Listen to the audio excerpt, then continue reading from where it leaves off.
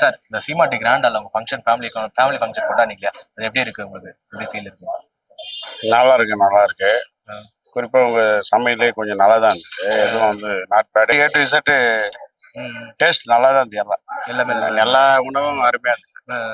சீமாட்டி grand ஹாலோடைய அந்த interior designs எல்லாம் எப்படி இருந்துச்சு? எல்லாமே நல்லா இருக்கு.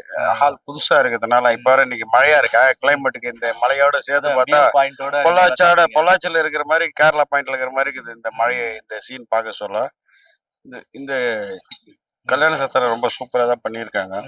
நாங்களும் நங்கநல்லூர் தான்.